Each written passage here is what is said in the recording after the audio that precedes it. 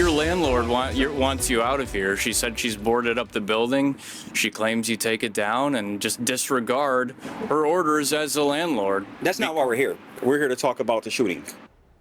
We begin with questions for the man running an unlicensed business accused of throwing a party that escalated into a triple shooting. That shooting near 48th and Fond du Lac on Saturday night left 19-year-old Jarvis Phillips-Willis dead. Lighthouse reporter Ben Jordan spoke with the landlord's attorney and a concerned resident at odds on who's to blame for ongoing issues at that building.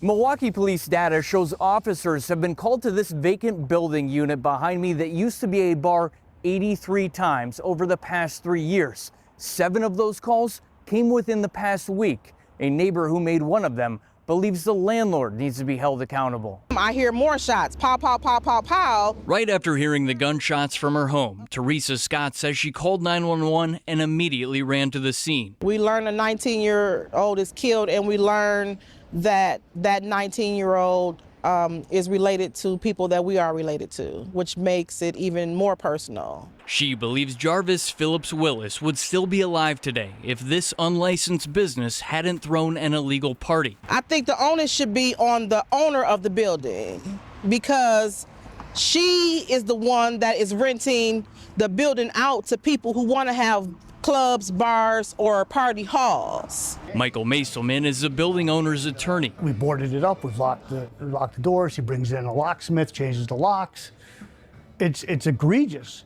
And again, you know, what even says he's gonna stop, even if we get a legal document from the court saying, get out of there. Maselman says no matter what the landlord does, the unlicensed tenant keeps coming back. Yet again, he had an illegal party. Some of the people that were in his establishment wandered out onto the street, and there was a killing. Maselman says they tried to evict the tenant, but a judge dismissed the case. Their latest eviction lawsuit filed last month says the tenant owes $62,000 in back rent.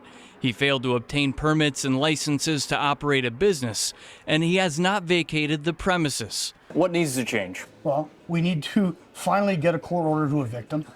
And if he shows up again, arrest him for trespass, arrest him for, we can get a restraining order against him.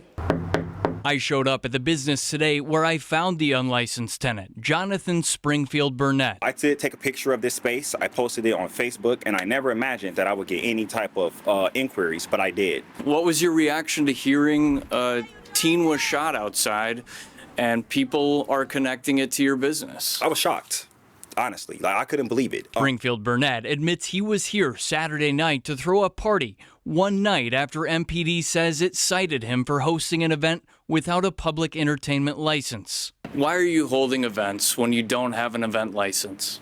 So it's a Rice Kitchen is a startup. I had actually... Regardless of if it's a startup, if you're hosting events here and you don't have a license, that's not allowed. Yeah, and we're not at all anymore. So well, there was an event here on Saturday night that preceded the shooting, correct? on Rice Kitchen property, there was no shooting. But I'm asking you if there was an event here preceding the shooting. At Rice Kitchen, we had a gathering, and it was private. Springfield-Burnett tells me the parties are on pause until he gets a license through the city.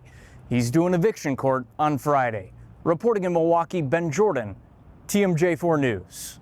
Milwaukee police are still looking for the person who pulled the trigger. Again, the shooting happened early Saturday night near 48th and Fond du Lac.